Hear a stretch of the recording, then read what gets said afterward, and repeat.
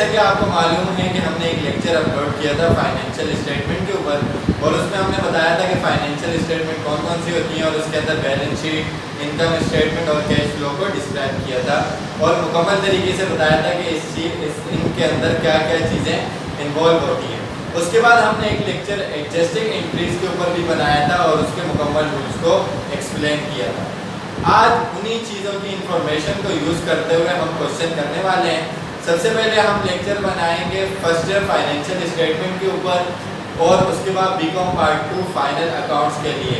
दोनों तकरीबन सेम ही हैं, बस थोड़ा सा जो दरमियान में फ़र्क आएगा वो हमने क्वेश्चंस के ज़रिए देखना है। तो फर्स्ट ईयर फाइनेंशियल स्टेटमेंट लाजमी क्वेश्चन आता है सेक्शन सी के लिए, जिसके आपके पास 30 मार्क्स होते हैं अवेल करने के लिए। तो आज हमारे पास जो इसका क्वेश्चन है फाइनेंशियल स्टेटमेंट का, वो ईयर 2015 रेगुलर एंड प्राइवेट है। तो ये आपको क्वेश्चन पूरा दिया हुआ है, balance extracted from the laser of Mustafa trader on March 31, 2015 before adjustment R S following. ठीक है ना, बैलेंसेस कहाँ से लिए हैं? लेजर से लिए हैं। किसके? मुस्तफा ट्रेडर्स के। ईयर एंडेड इनका क्या चल रहा है? मार्च 31। इसी तरीके से मुख्तलिफ क्वेश्चन में ईयर एंड दिसंबर 31 हो सकता है, जून 30 हो सकता है। तो जो आपको टाइम पीरियड दिया होगा वही आपका ईयर एंडेड होगा। तो ये एडजस्टमेंट से पहले का आपके पास ट्रायल बैलेंस है। इसका मतलब क्या है कि आपको एडजस्टमेंट करने के बाद बाकी चीज़ें करनी पड़ेंगी। तो डेबिट बैलेंस के ऊपर नॉर्मली आपके पास एसेट होंगे और एक्सपेंसेस होंगे। Cash, merchandise inventory beginning, office equipment, purchases, salaries expense, office supplies, prepaid insurance, account receivable, sales return and allowance, furniture, Mustafa की ड्राइंग कि उन्होंने पर्सनल यूज़ के लिए कितना उठाया, ट्रांसपोर्टेशन इन और रेंट एक्सपेंस। क्रेडिट बैलेंस पर आपके पास इनकम के अकाउंट्स होंगे, इक्विटी और लायबिलिटीज के अकाउंट्स होंगे, sales, purchase return and allowance, Mustafa capital, allowance for depreciation, accounts payable और कमीशन इनकम आपके पास। और दोनों साइड का टोटल 15,54,000 है। ये ट्रायल बैलेंस बिफोर एडजस्टमेंट। अब आपको एडजस्टमेंट दी हुई है और आपका 6 एडजस्टमेंट है। सबसे पहले कह रहे हैं merchandise inventory was valued at ₹1 lakh और कब? मार्च 31, 2015, यानी कि साल के आखिर में आपके पास 1 लाख की मर्चेंडाइज इन्वेंट्री बच गई है, यानी कि अनसोल्ड स्टॉक है। इतना माल आपका बिका नहीं है। साल के शुरू में आपने देखा था कि 80,000 का स्टॉक आपके पास मौजूद था। उसके बाद आपने मजीद कितना खरीदा? 5,20,000 का। 5,20,000 प्लस 80 = 6 लाख। ठीक है ना, तो उसमें से कितना स्टॉक बच गया है? 1 लाख का स्टॉक बच गया है। तो एक कॉन्सेप्ट आता है कि मर्चेंडाइज इन्वेंट्री का जो एंडिंग का बैलेंस है वो ट्रायल बैलेंस के अंदर रिपोर्ट क्यों नहीं होता, वो अंदर क्यों नहीं लिखते? तो इसका कॉन्सेप्ट ये है कि इसको बाहर इस वजह से लिखा जाता है कि अगर मैं इसको अंदर लिखूं तो हमारी इन्वेंट्री की जो वैल्यू या स्टॉक की वैल्यू वो ओवर वैल्यूएशन हो जाएगी उसमें, क्योंकि मैंने आपको बताया 520 + 80 = 6 लाख। अगर मैं ये 1 लाख भी लिख दूँ तो हमने मर्चेंडाइज तो 6 की लिखी है, ये 1 लाख भी यहाँ पर प्लस करवा दूंगा तो वो कितना हो जाएगा? 7। हमने 7 लाख का तो सामान नहीं लिखा। इस वजह से मर्चेंडाइज इन्वेंट्री एंडिंग को डेटा फॉर एडजस्टमेंट में ट्रायल बैलेंस के बाहर रिपोर्ट किया जाता है। उसके बाद सैलरीज पेबल है ₹5,000, कमीशन अक्रूड है 1,000, ऑफिस सप्लाईज अनयूज्ड है, इंश्योरेंस एक्सपायर्ड है और depreciation on equipment for the year was estimated at ₹5,000। ये 6 एडजस्टमेंट आपके पास गिवन है। अच्छा, जगह कम होने की वजह से इस क्वेश्चन का मैंने रिक्वायर्ड नहीं लिखा। इस क्वेश्चन का रिक्वायर्ड पहला पार्ट ये था कि आपने क्लोजिंग एंट्रीज बनानी है, देन इनकम स्टेटमेंट दूसरे पार्ट में, और तीसरे में आपने बनानी है बैलेंस शीट। तो जो आपके पास क्वेश्चन आता है फर्स्ट ईयर के अंदर, उसमें 3 पार्ट होते हैं, 3 में से आपको 2 पार्ट करने हैं। तो यहाँ पर आज मैं आपको सिर्फ और सिर्फ इनकम स्टेटमेंट और बैलेंस शीट ही सिखाऊंगा। दूसरी बात ये कि जो एडजस्टिंग एंट्रीज हैं ये रिक्वायर्ड हो या ना हो, आपको बनाना लाजमी है ताकि आपकी वर्किंग अच्छे तरीके से हो सके। दूसरी बात, अगर आपको बहुत ज़्यादा अच्छी प्रैक्टिस है और एडजस्टमेंट रिक्वायर्ड नहीं है तो आप डायरेक्टली एडजस्ट करके भी बना सकते हो। तो यहाँ पर सबसे पहले हम क्या करेंगे, इन एडजस्टिंग की एंट्रीज बनाएंगे ताकि आप लोगों को समझ में आ जाए कि सिंपली हम एडजस्टिंग की एंट्रीज को रूल्स के अकॉर्डिंग कैसे बनाते हैं। तो ये रफ वर्किंग है, एडिशनल वर्किंग है बेसिकली, तो इसको मैं पहले करूँगा और उसके बाद मिटा दूंगा फिर इनकम स्टेटमेंट और उसके बाद बैलेंस शीट के आइटम देखेंगे तो हमें आसानी से बात क्लियर हो जाएगी कि हमने क्या किया चीज़ उसमें एडजस्ट करनी है और क्या चीज़ एडजस्ट नहीं करनी है, कौन सी इनकम स्टेटमेंट में एडजस्ट होगी और कौन सी बैलेंस शीट के अंदर एडजस्ट होगी।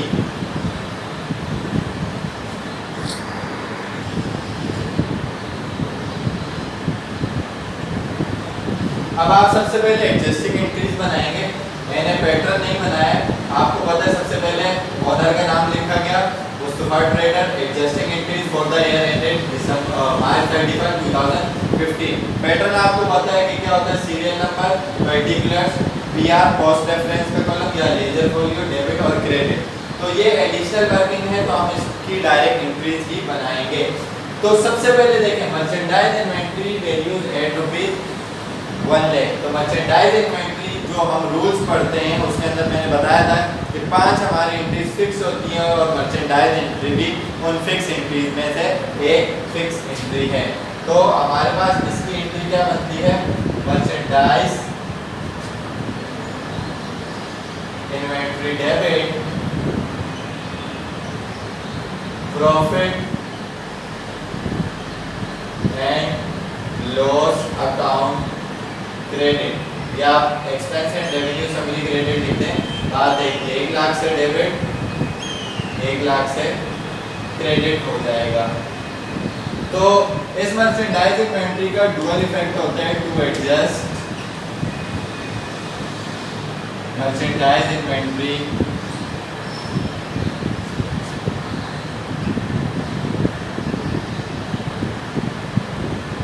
इसका आपके पास डुअल इफेक्ट होता है कि इनकम स्टेटमेंट के अंदर आप क्या करवाते हो, इसको लेस करवाते हो। इसी वजह से प्रॉफिट एंड लॉस अकाउंट क्या किया गया, क्रेडिट साइड पर किया गया। अच्छा दूसरी बात क्या, यानी कि ये टी अकाउंट का इफेक्ट आपको बता रहा है कि मर्चेंडाइज इन्वेंटरी की वजह से प्रॉफिट एंड लॉस अकाउंट क्या हो रहा है, वो क्रेडिट हो रहा है जब आप इसका टी अकाउंट बनाते हो। और दूसरा इफेक्ट इसका कहाँ पर जाएगा, इसका इफेक्ट जाएगा बैलेंस शीट में, यानी कि एज एन एसेट ये रिकॉर्ड किया जाएगा। ठीक है जी। सेकंड आपके पास एडजस्टमेंट है नंबर 2, वो कह रहे हैं सैलरीज पेबल ₹5000। देखें यहाँ पर सैलरीज एक्सपेंस था कितना 55,000, कितना एक्सपेंस हमारा है, यहाँ पर लिखा गया सैलरीज पेएबल। तो हमने रूल में पढ़ा था कि किसी भी एक्सपेंस के साथ पेएबल लिखा हुआ जाए तो इसका मतलब क्या, वो फिक्स एंट्री, यानी कि आपका एक्सपेंस हो गया, मजीद इतना पे करना है, तो साथ में आपकी लायबिलिटी भी क्रिएट हो गई। तो ये फिक्स एंट्री है, तो एंट्री आपके पास बनेगी सैलरीज एक्सपेंस डेबिट और सैलरीज पेबल क्रेडिट बाय ₹5,000, यानी कि आपका एक्चुअल जो एक्सपेंस हुआ है सैलरीज का वो 60,000 हुआ है। वो आप देखेंगे कि हम कैसे उसको एड अप करवाते हैं। To adjust salaries payable,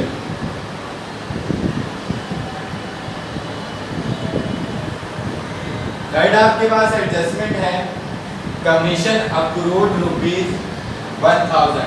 commission आपके पास इनकम था, अक्रूड का वर्ड किसी भी इनकम के साथ आ जाए तो उसका मतलब ये होता है कि हमारी इनकम हो गई है बट हमने रिसीव नहीं की।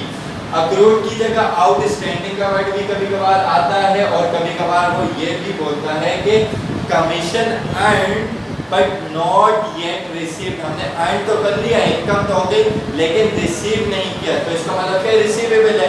रिसीवेबल क्या एसेट है, एसेट बढ़ता है तो डेबिट होता है। तो हम यहाँ पर लिख लेंगे कमीशन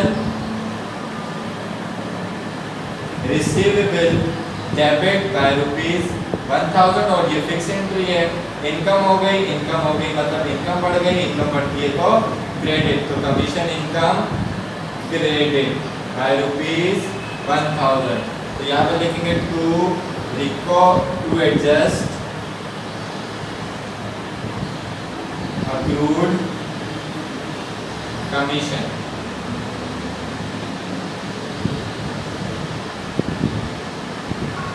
देन आपके पास फोर्थ एडजस्टमेंट है।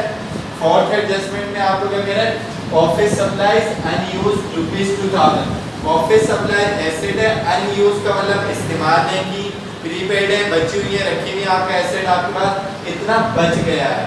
अच्छा ऊपर देख लेते हैं, ऊपर के वो कह रहे हैं कि ऑफिस सप्लाईज 5000 ऑफिस सप्लाईज है, यानी कि एसेट था 5000 का।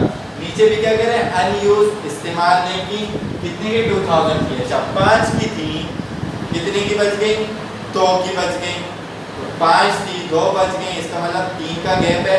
3 का गैप, वो 3 कहाँ गई, वो 3 कहाँ गई, वो एक्सपेंस में चली गई, वो एक्सपायर हो गई। तो हमारा रूल क्या कहता है, जो कि मैंने एडजस्टिंग एंट्री में समझाया था कि ऊपर भी एसेट का अकाउंट हो, नीचे भी एसेट का अकाउंट हो, तो दरमियान में आपने डिफरेंस देखना है, ठीक है जी। और दरमियान में डिफरेंस हमें क्या पता चल गया, एक्सपेंस का पता चल गया कि एक्सपेंस हो गया। तो टाइटल सेम होता है, अमाउंट का भी मैंने आपको रूल बताया था कि जब टाइटल सेम होगा, एसेट एसेट होगा तो डिफरेंस अमाउंट आएगी, एक्सपेंस एक्सपेंस होगा तो डिफरेंस अमाउंट आएगी। तो यहाँ पर हमारे पास 5000 की सप्लाईज थी, उसमें से अब कितनी अनयूज, कितनी बगैर इस्तेमाल के बगैर रह गई, वो 2000 की, तो 3000। इसका मतलब क्या हुआ कि वो एक्सपायर हो गई। तो एक्सपेंस की एंट्री बनेगी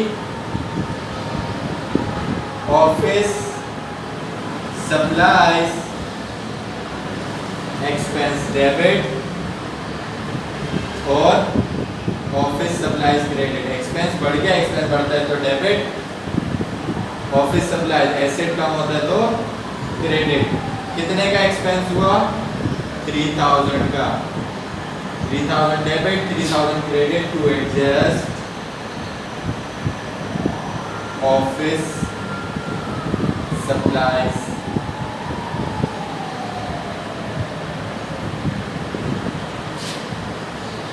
फिफ्थ एडजस्टमेंट आपके पास क्या है, फिफ्थ एडजस्टमेंट में आपको कह रहे हैं insurance expired ₹8000। Insurance expired, expired का मतलब एक्सपेंस हो गया, कितने रुपीस से, 8000 से। अच्छा ऊपर देख लेते हैं कि इंश्योरेंस है, प्रीपेड इंश्योरेंस है, कितने की है, 12000 की, यानी कि आपके पास इंश्योरेंस 12000 की थी। इनिशियली आपने उसको कितने का रिकॉर्ड किया, 12000 का रिकॉर्ड किया। ऊपर क्या है, प्रीपेड इंश्योरेंस है, प्रीपेड क्या है, एसेट है, ऊपर एसेट है। नीचे वो क्या कह रहा है, इंश्योरेंस एक्सपायर हो गई है, एक्सपेंस हो गई, कितने से, 8000 रुपए से। एक्सपेंस है, ऊपर एसेट है, नीचे एक्सपेंस है, ऊपर एसेट है, दोनों टाइटल अलग हैं। जब दोनों टाइटल अलग हैं तो रूल में क्या पढ़ा था कि अमाउंट किसकी आती है, डेटा फॉर एडजस्टमेंट के टाइटल की, अमाउंट पता लग गया। इतने में से इतना पोर्शन क्या हो गया, एक्सपायर हो गया, तो एक्सपेंस की एंट्री बनेगी और प्रीपेड इंश्योरेंस क्या हो जाएगा, कम हो जाएगा। तो आपके पास एंट्री क्या बनी, इंश्योरेंस एक्सपायर्ड लिख लें या एक्सपेंस लिख लें, डेबिट, टाइटल अलग होते हैं तो अमाउंट डेटा फॉर एडजस्टमेंट वाली ऑफ ₹8000 और प्रीपेड इंश्योरेंस यानी कि एसेट कम होता है तो क्रेडिट, प्रीपेड इंश्योरेंस कितना आ जाएगा, वो भी 8000 आ जाएगा। To adjust prepaid insurance account,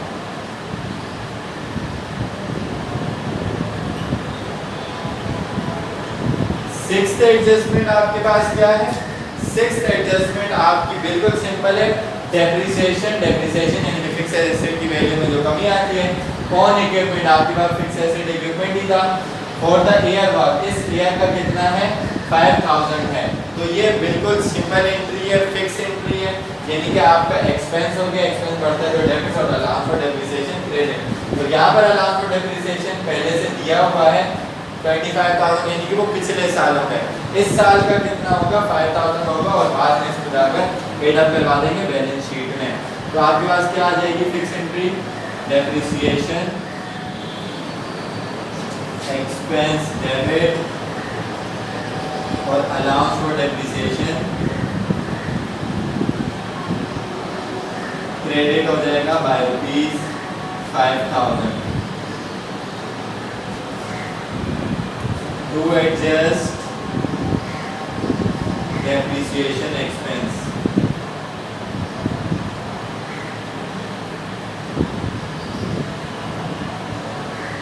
तो यहाँ पर आपकी ये 6 की 6 एडजस्टमेंट हो चुकी हैं। मर्चेंडाइज इन्वेंटरी की, सैलरीज एक्सपेंस की, कमीशन रिसीवेबल की, ऑफिस सप्लाईज की, इंश्योरेंस एक्सपेंस की और डेप्रिसिएशन एक्सपेंस की। अच्छा, डेप्रिसिएशन एक्सपेंस की एडजस्टमेंट के हवाले से एक और चीज़ देख लें कि अगर यहाँ पर परसेंट दिया होता और वो बोलता कि परसेंट आपने किस पे लगाना है कि उसकी बुक वैल्यू के ऊपर लगाना है, तो आप तब क्या करते हैं, ऑफिस इक्विपमेंट कितने का 3 लाख का, 3 लाख में से 25,000 माइनस करते और उसके बाद जो भी परसेंट दिया होता तो उसके ऊपर आप अप्लाई करते, फिर जाकर आपका अमाउंट क्या आता डेप्रिसिएशन का और उसको आप रिकॉर्ड करते। तो आई होप कि इसमें आपको एडजस्टिंग एंट्रीज 6 की 6 समझ आ गई होंगी। रूल्स को आप देखेंगे, जब रूल्स को आप देखेंगे तो आपको एडजस्टिंग एंट्रीज इजीली समझ में आ जाएंगी। अच्छा जी, अब हमने एडजस्टिंग बना ली, उसके बाद हमने क्या करना है, इनकम स्टेटमेंट बनानी है। तो इनकम स्टेटमेंट आपको पता है, इनकम स्टेटमेंट के अंदर हमारे तमाम अकाउंट्स में से 2 अकाउंट यूज होते हैं, यानी कि एक्सपेंसेस और इनकम। एसेट में से हमारे पास एक अकाउंट आता है जो कि क्या है, मर्चेंडाइज इन्वेंटरी आता है। अच्छा जी, Mustafa traders income statement for the year ended March 31, 2015 ये आपने ऊपर लिख देना है। 3 कॉलम बनाए हैं, फर्स्ट कॉलम, सेकंड कॉलम और थर्ड कॉलम। इसके अंदर हम देखेंगे कि हमने कौन कौन सी अमाउंट को यूज़ करना है और किसको कहाँ पर लिखना है और कैसे प्लस या माइनस हमने करवाना है। एडजस्टिंग एंट्रीज हमने बनाकर मिटा दी हैं, आपने पहले उनको रिकॉर्ड करना है, उसके बाद देखना है, क्योंकि मैं यहाँ पर अब डायरेक्टली आपको बताऊंगा कि हमने ये एडजस्ट किया था कि यहाँ पर इसका अकाउंट इसमें से ये इफेक्ट करके आया है। अच्छा जी, सबसे पहले आपके पास क्या आता है इनकम स्टेटमेंट के अंदर, सबसे पहले आपके पास आती है सेल्स। सेल्स की अमाउंट कितनी है, 7,50,000। अब 7,50,000 आप डायरेक्ट यहाँ लिख दें, लेकिन नहीं लिख सकते, क्यों? क्योंकि आपने बेचा 750 का माल था, लेकिन उसमें से सेल रिटर्न एंड अलाउंस 5,000 का जो सेल की थी वो वापस हो चुकी है, अलाउंस दिया होगा।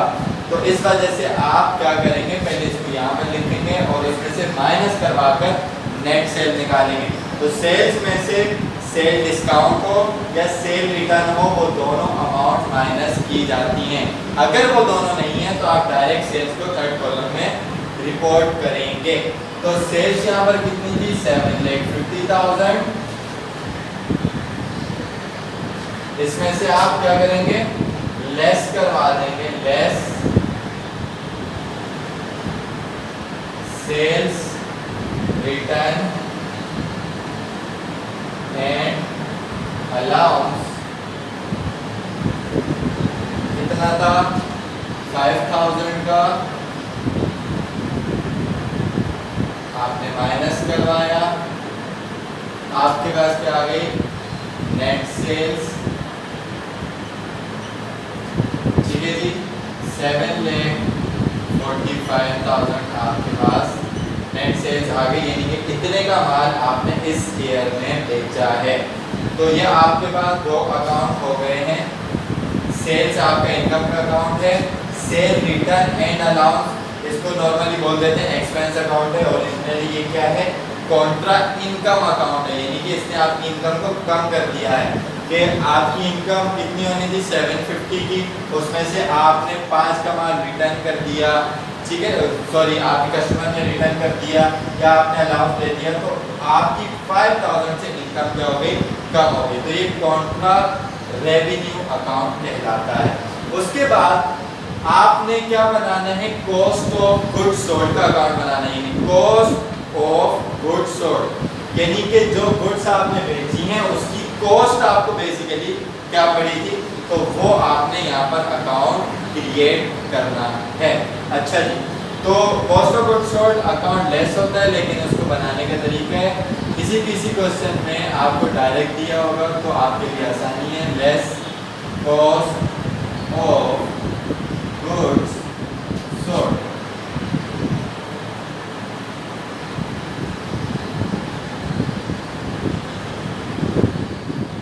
तो कॉस्ट ऑफ गुड्स सोल्ड कैसे बनाते हैं कि सबसे पहले आप ये देखते हो कि आपके पास स्टार्टिंग में मर्चेंडाइज इन्वेंटरी कितनी थी, यानी कि मर्चेंडाइज इन्वेंटरी बिगिनिंग। तो आप वो लिखेंगे मर्चेंडाइज इन्वेंटरी ओपनिंग या बिगिनिंग आप लिखते हैं।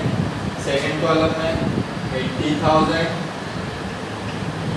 उसके बाद आपने इस साल कितना माल परचेज किया वो आप इसमें ऐड करवाएंगे, लेकिन उससे पहले क्या करेंगे, आप देखेंगे कि आपके पास परचेज रिटर्न एंड अलाउंस तो नहीं है या परचेज डिस्काउंट तो नहीं, तो उसको लेस करवा कर आपने क्या निकालना है, नेट परचेजेस आपने निकालनी है। तो यहाँ पर आपके पास परचेजेस भी हैं, परचेज रिटर्न एंड अलाउंस भी आपके पास मौजूद है। उसके अलावा एक क्या चीज़ कि ट्रांसपोर्टेशन भी आपके पास मौजूद है ₹4,000 का, जो कि इसके ऊपर लगाया वो भी इसके अंदर आप क्या करवाएंगे, ऐड करवा देंगे। यहाँ पर आप लिखेंगे सबसे पहले क्या, पर ऐड परचेजेस, परचेजेस की अमाउंट कितनी थी आपके पास, 5,20,000। यहाँ फर्स्ट कॉलम में आप लिखेंगे 5,20,000। इसमें से आप लेस करवा देंगे क्या, परचेज रिटर्न एंड अलाउंस 5,000 का।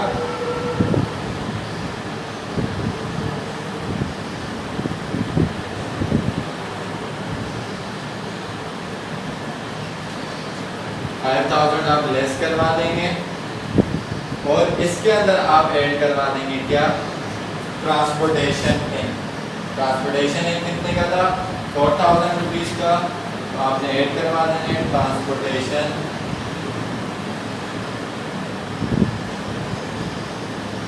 ₹4,000। तो ये आपके पास आ जाएगा क्या, नेट परचेजेस के आपने इस साल कितना सामान खरीदा है। 5,20,000 माइनस 5 इज इक्वल टू 515 और 4 प्लस करवाया तो आपके पास नेट परचेजेस आ गई 5,19,000। 5,19,000 को आपने एडअप करवा देना है किसमें, मर्चेंडाइज इन्वेंट्री ओपनिंग में। तो आपके पास जो अकाउंट आ जाएगा वो आ जाएगा गुड्स अवेलेबल फॉर सेल, यानी कि इतना माल आपके पास मौजूद है बेचने के लिए।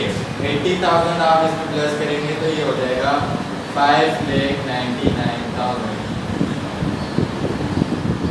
उसके बाद आपके पास मर्चेंडाइज इन्वेंट्री एंडिंग थी जो कि आपने वहाँ पर लिखी भी थी, उसको आप क्या करेंगे, लेस करवा देंगे। क्यों, क्योंकि वो माल आपका बिका नहीं है।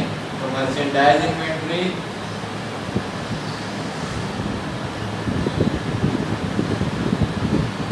एंडिंग आपके पास 1 लाख थी, यहाँ से आपने लेस करवा देना है। तो फाइनली आपके पास जो रिजल्ट आएगा उसको आप कहेंगे कॉस्ट ऑफ गुड्स सोल्ड, यानी कि जो गुड्स आपने सोल्ड किए 745 की, उनकी कॉस्ट आपके पास कितनी है, 5,99,000 को माइनस किया 1 लाख से, तो कॉस्ट ऑफ गुड्स सोल्ड आपके पास आ गई 4,99,000। हमने ऊपर लिखा था लेस करवाते हैं, तो यहाँ पर हम ब्रैकेट बना देंगे। हमारी सेल ज़्यादा है, कॉस्ट ऑफ गुड्स सोल्ड कम है, तो हम क्या करें, हमारे पास क्या आ जाएगा, ग्रॉस प्रॉफिट आ जाएगा, ग्रॉस प्रॉफिट। तो ग्रॉस प्रॉफिट हमारे पास कितना आ जाएगा, 7,45,000 माइनस 4,99,000 इज इक्वल टू 2,46,000। तो हमारे पास ये क्या आ गया, gross profit. Gross profit means sales minus cost of goods sold.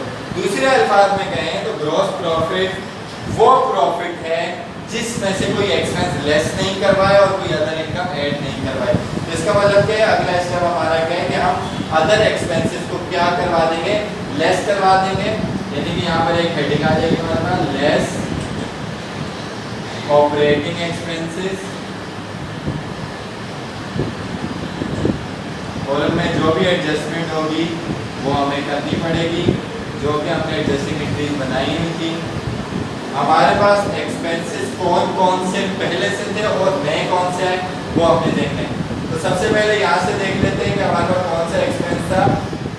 हमारे पास सैलरीज एक्सपेंस था, वो लिखना है।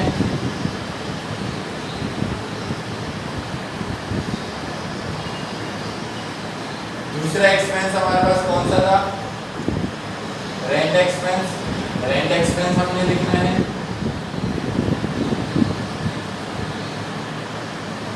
ठीक है जी, जो ट्रायल बैलेंस में था, उसके अलावा और कोई एक्सपेंस ट्रायल बैलेंस में हमारे पास मौजूद नहीं है सैलरीज और रेंट के अलावा। उसके बाद हमने क्या किया कि सैलरीज पेबल तो सैलरीज तो उसी के साथ आगे, कमीशन अक्रूड ये तो इनकम का पार्ट है। ऑफिस सप्लाई अनयूज्ड था और ऑफिस सप्लाई इधर था 5 था और ये 2 था, 3 एक्सपायर हुआ था। एडजस्टमेंट में लिखा था न्यू एक्सपेंस था office supplies expense, new expense हमारा आया था। उसके बाद इंश्योरेंस एक्सपायर्ड, इंश्योरेंस क्या प्रीपेड थी या एक्सपायर 8000 से एक्सपायर हमने एडजस्टमेंट में लिखा था, तो यहाँ पर लिखेंगे हमारा न्यू एक्सपेंस इंश्योरेंस एक्सपायर्ड। उसके बाद हमारे पास डेप्रिसिएशन एक्सपेंस नहीं था, न्यू एक्सपेंस आया डेप्रिसिएशन एक्सपेंस, हम यहाँ पर लिख देंगे डेप्रिसिएशन एक्सपेंस। और मजीद हमारे पास कोई एक्सपेंस नहीं है इन 5 के अलावा। अब अमाउंट की बात आती है तो सैलरीज एक्सपेंस हमारे पास कितना था, 55,000 पहले से था, प्लस हम करवाएंगे जो पेबल हुआ, डेबिट डेबिट, ये भी डेबिट था वो भी डेबिट हुआ, तो डेबिट डेबिट प्लस, तो एक्चुअल सैलरी एक्सपेंस कितना हुआ 60,000। उसके बाद रेंट एक्सपेंस, रेंट एक्सपेंस 50,000 था, कोई चेंजिंग नहीं, तो ये अमाउंट डायरेक्टली यहीं आ जाएगी इज इक्वल टू 50,000। उसके बाद ऑफिस सप्लाईज एक्सपेंस, देखें ऑफिस सप्लाईज इतनी थी, उसमें से इतना बचा था, यानी कि 5,000 माइनस 2,000, तो एक्सपेंस कितना रिकॉर्ड किया था 3,000। टाइटल सेम, अमाउंट डिफरेंस करके, इंश्योरेंस एक्सपायर्ड, टाइटल अलग, ऊपर क्या लिखा है प्रीपेड इंश्योरेंस, और यहाँ पर इंश्योरेंस एक्सपायर, टाइटल अलग, अमाउंट डेटा फॉर एडजस्टमेंट वाली 8,000, यहाँ पर आपका क्या आ जाएगा इंश्योरेंस एक्सपायर्ड। डेप्रिसिएशन एक्सपेंस कोई ऊपर अमाउंट नहीं थी, नीचे 5,000 फिक्स आप रिकॉर्ड कर लेंगे, ये आपके पास सारे एक्सपेंसेस की अमाउंट हो जाएगी। इन तमाम एक्सपेंसेस को आपने लेस करवा देना है ग्रॉस प्रॉफिट में से, यानी कि यहाँ पर आ जाएगा टोटल ऑपरेटिंग एक्सपेंसेस। तो टोटल ऑपरेटिंग एक्सपेंसेस जब आप टोटल करेंगे तो 60 प्लस 50 प्लस 3 प्लस 8 और plus 5,000, then it is equal to 1,26,000। इसको आपने लेस करवा देना है, 126 minus 2,46,000 is equal to 1,20,000। 1,20,000 आपका पॉजिटिव बैलेंस है, इसको आप लिख लें इनकम फ्रॉम बिजनेस या इनकम फ्रॉम ऑपरेशंस लिख लें। तो इसको नेट प्रॉफिट इस वजह से हमने नहीं लिखा क्योंकि हमारे पास एक अदर इनकम भी थी। मैंने क्या बताया, ग्रॉस प्रॉफिट क्या है कि जिसमें से एक्सपेंस लेस नहीं करवाया, लेस करवा दिया, अदर इनकम ऐड नहीं करवाई, बाकी ऐड नहीं करवाई क्योंकि थी। अगर नहीं होती तो हम इसको क्या बोलते हैं, ये नेट प्रॉफिट है, हमारा फाइनल रिजल्ट है। तो यहाँ पर हम ऐड करवा देंगे क्या, add other income, other income हमने ऐड करवा देना है। अदर इनकम हमारे पास कौन सी है? कमीशन इनकम है। हमारे पास इनकम है ये कमीशन।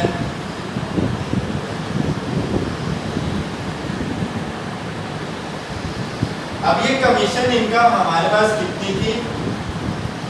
ये 4000 की थी। और यहाँ पर हमने एडजस्ट किया था कमीशन अक्रूड। एंट्री क्या बनाई? Commission receivable debit, commission income credit, commission income credit, वहाँ भी क्रेडिट, क्रेडिट क्रेडिट प्लस, जैसे मैंने बताया debit debit plus credit credit plus. इसी तरीके से debit credit minus credit debit minus. तो यहाँ पर क्या हो जाएगा? 4000 प्लस 1000। तो आपने प्लस करवा देना है, तो यहाँ पर आ जाएगा 5000 कमीशन इनकम का रिजल्ट। तो इसको जब ऐड करवाएंगे तो फाइनल हमारे पास रिजल्ट आ जाएगा 1,25,000 नेट इनकम या नेट प्रॉफिट। ये आपके पास फाइनल रिजल्ट आ गया जो कि हमें इसमें से चाहिए था इस साल के लिए नेट इनकम स्टेटमेंट का। तो ये नेट इनकम स्टेटमेंट का सारा जितना भी हमने गन्ने का जूस निकालना था वो हमें गन्ने का जूस 1,25,000 का मिल चुका है। अब ये चीज़ हमने आगे रिपोर्ट कर देनी है और अगले साल की स्टेटमेंट अलग होगी। हर साल का इनकम स्टेटमेंट हम जो है वो अलग ही बनाते हैं। तो जितने भी अकाउंट इसके अंदर रिकॉर्ड होने थे, sales, purchase return, commission income और उसके अलावा merchandise inventory opening, purchases, salaries expense और sales return, transportation, rent expense और एडजस्टमेंट में से वो तमाम हमने इसमें रिकॉर्ड करके इसका रिजल्ट निकाल लिया है। अब आपके पास लास्ट चीज़ है क्या? Balance sheet. बैलेंस शीट का पैटर्न आपको पता है, अकाउंटिंग इक्वेशन की फॉर्मेट के ऊपर बनती है, यानी कि asset is equal to liability plus equity. अच्छा, यहाँ पर ये एक चीज़ देख लें कि लायबिलिटीज एंड इक्विटीज की जगह आप सिर्फ इक्विटीज लिखें तो भी सही है।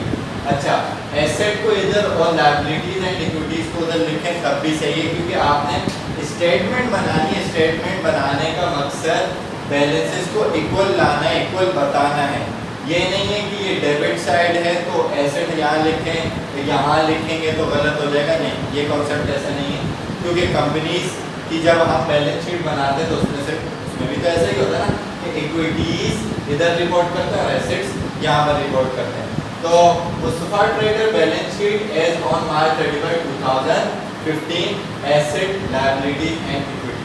तो सबसे पहले हम इसमें क्या रिपोर्ट करते हैं? सबसे पहले रिपोर्ट करते हैं करंट एसेट।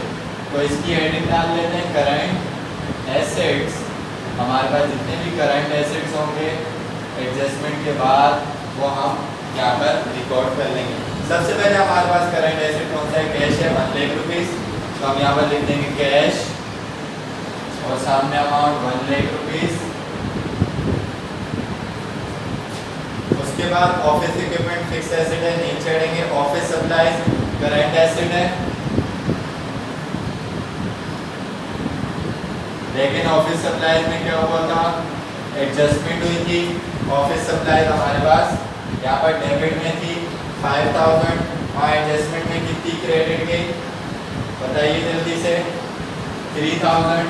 तो 5 माइनस 3 इज इक्वल टू, आपके पास उसने बोला था अनयूज कितनी बची है, तो हमारे पास रिजल्ट आ गया कि भाई 2000 बची है। बिल्कुल सही कहा है, ठीक है जी। ऑफिस सप्लाईज के बाद हमारे पास प्रीपेड इंश्योरेंस, प्रीपेड भी हमारा करंट एसेट है। कितना? 12,000 था। अच्छा जी, प्रीपेड इंश्योरेंस, लेकिन 12,000 हम लिख नहीं सकते, क्यों? क्योंकि उसने बोला था 8 से तो एक्सपायर हो गया था। तो इसका मतलब यहाँ प्रीपेड इंश्योरेंस डेबिट में था, डेट ऑफ बर्थ एडजस्टमेंट की एंट्री बनाई, वहाँ क्रेडिट किया, डेबिट क्रेडिट माइनस। तो 12,000 माइनस 8,000 इज इक्वल टू 4,000। तो 4,000 की आपकी इंश्योरेंस प्रीपेड अभी बची है। उसके बाद आपका अकाउंट रिसीवेबल है, करंट एसेट है, डायरेक्ट टू लिख देंगे। बेड डेट्स नहीं है, बेड डेट्स होता तो वो हम माइनस करवा देते। तो अकाउंट रिसीवेबल आपके पास आ गया 2 लाख।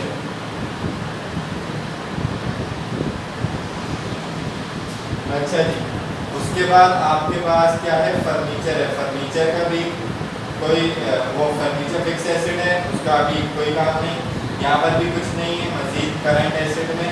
और मर्चेंडाइज इन्वेंट्री एंडिंग जो है वो आपका करंट एसेट है, क्योंकि वहाँ से माइनस किया ये बचेगा, अगले साल जाकर सोल्ड आउट होगा, तो मर्चेंडाइज इन्वेंट्री क्या है, करंट एसेट है। मर्चेंडाइज इन्वेंट्री करंट एसेट हो गया, कितने से, 1 लाख रुपीज से। उसके बाद आपके पास ये तो सैलरीज पेबल है, liability, commission accrued, commission receivable, क्या बताया था, एसेट है। एसेट कौन सा, करंट एसेट, क्योंकि नेक्स्ट स्टेप इसका कैश मिलना है। तो कमीशन रिसीवेबल कितने से, 1000 रुपीज से, ये भी आपका क्या है, करंट एसेट है। उसके बाद ऑफिस सप्लाई हम रिकॉर्ड कर चुके, इंश्योरेंस का मामला हो गया, डेप्रिसिएशन का मामला हो गया, तो ये सब हमारे पास रिकॉर्ड हो चुका है। यहाँ पर हम लिख देंगे टोटल करंट एसेट्स।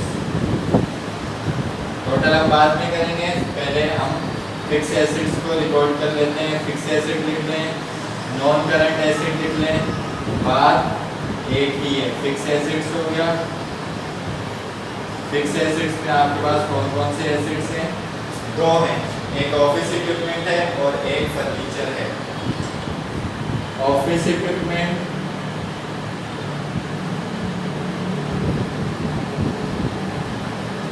इक्विपमेंट की अमाउंट डायरेक्ट नहीं लिख सकते, क्योंकि उसका अलाउंस फॉर डेप्रिसिएशन 25,000 था और मजीद 5,000 भी हुआ था। तो ऑफिस इक्विपमेंट की अमाउंट कितनी है, 3 लाख। इसमें से आप लेस करवा दें allowance for depreciation. Allowance for depreciation कितना हुआ था, यहाँ पर 25,000 मौजूद था, ऐसा ही है। मजीद आपके पास 5,000 क्रेडिट हुआ, क्रेडिट प्लस कितनी वैल्यू डाउन चली गई, 30,000 से। 30,000 आप इसमें से लेस करवा देंगे तो आपके पास आ जाएगी इसकी अमाउंट 2,70,000। उसके बाद दूसरा आपके पास एसेट है फर्नीचर, तो आप फर्नीचर लिख लेंगे। फर्नीचर की अमाउंट आपके पास थी 1,73,000, तो आप यहाँ पर लिख लें 1,73,000। और फिर आप कर लेंगे टोटल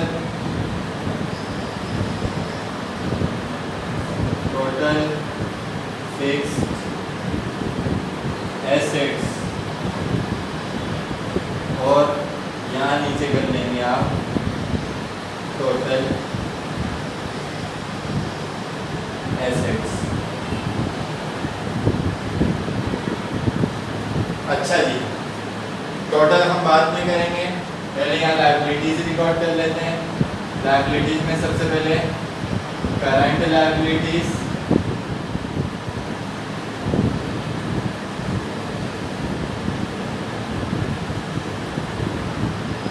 करंट लायबिलिटीज में हमारे पास क्या क्या चीज़ें मौजूद हैं, यहाँ पर मिलेंगी आपको।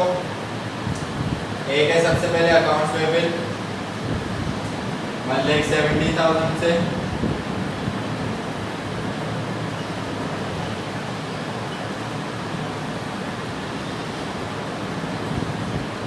दूसरी कोई लायबिलिटी यहाँ मौजूद नहीं है, यहाँ देख लेते हैं सैलरीज पेबल पहली लायबिलिटी थी, और उसके अलावा हमारे पास कोई लायबिलिटी नहीं है, तो यहाँ पर लिख देंगे सैलरीज पेबल कितना, 5,000।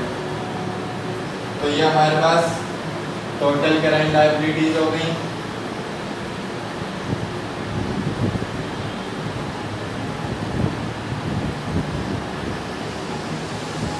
कितनी हो गई, 1,75,000। फिक्स लायबिलिटीज नहीं है, तो आप क्या करेंगे, ऑनर्स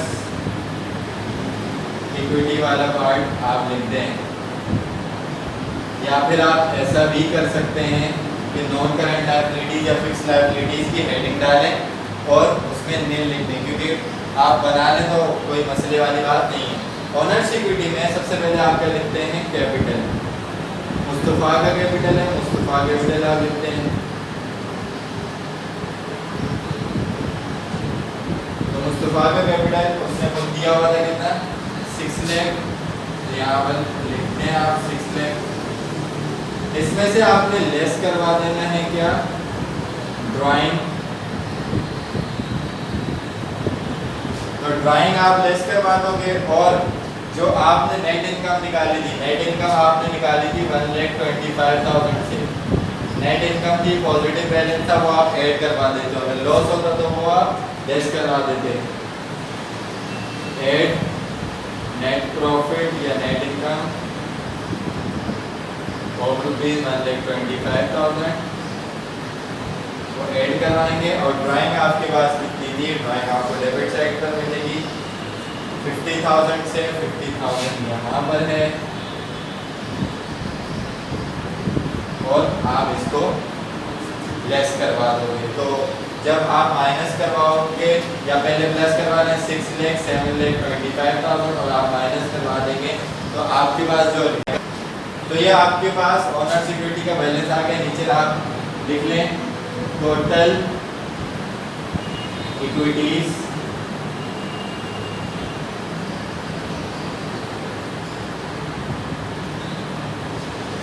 तो जब आप 675 में प्लस करेंगे 1,75,000 तो आपके पास ये टोटल इक्विटीज लायबिलिटीज प्लस करके आ जाएगा 8,50,000। एसेट को भी हम टोटल कर देंगे। करंट एसेट पहले आप टोटल कर लें। Current asset 1 lakh plus 2,000 plus 4,000 plus 2 lakh plus 1 lakh plus 1। तो करंट एसेट आपके पास आ गए 4,07,000। फिक्स एसेट को आप अगर टोटल करेंगे 270 प्लस 173 तो ये आ जाएगा 443 फिक्स एसेट है, प्लस करवा दें इसमें करंट एसेट यानी कि 407 तो ये आपको रिजल्ट दे देगा 8,50,000। तो ये आपकी बैलेंस शीट भी बैलेंस आ गई है और आपकी नेट इनकम स्टेटमेंट का इनकम स्टेटमेंट का बैलेंस भी करेक्ट आ गया। तो इस तरीके से आपका फॉर्मेट होता है, आप बना लें अच्छे तरीके से। एडजस्टमेंट के हवाले से आप बात सुन लें दोबारा से कि बना लें तो ज़्यादा अच्छी बात है, लेकिन अगर आपकी बहुत अच्छी प्रैक्टिस है तो आप डायरेक्ट भी एडजस्ट कर सकते हैं, बस उसके लिए आपको रूल्स याद होने चाहिए। तो इसके अलावा अगर आप कोई भी इस चीज़ में प्रॉब्लम होती है, रूल्स में, इनकम स्टेटमेंट की चीज़ों को रिकॉर्ड करने में, बैलेंस शीट की चीज़ों को रिकॉर्ड करने में, तो आप कमेंट सेक्शन में क्वेश्चन पूछ सकते हैं, क्योंकि बहुत सारे बच्चों को प्रॉब्लम होता है।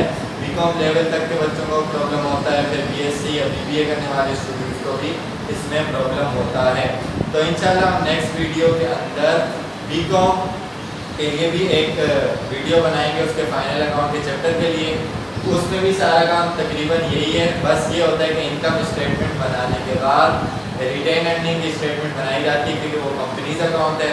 उस रिटेन अर्निंग को हम बैलेंस शीट के अंदर लेकर जाते हैं और कुछ मज़ीद चीज़ें बैलेंस शीट के अंदर चेंज होती हैं, उसको हम डिस्कस करेंगे। तो अगर बीकॉम के स्टूडेंट को या उन्होंने काफ़ी अर्से से पढ़ा नहीं है, वो पहले ये लेक्चर रिवाइज कर लें और एडजस्टिंग एंट्रीज को अच्छी तरह देखें और उसके बाद अपना लेक्चर वो देख सकते हैं।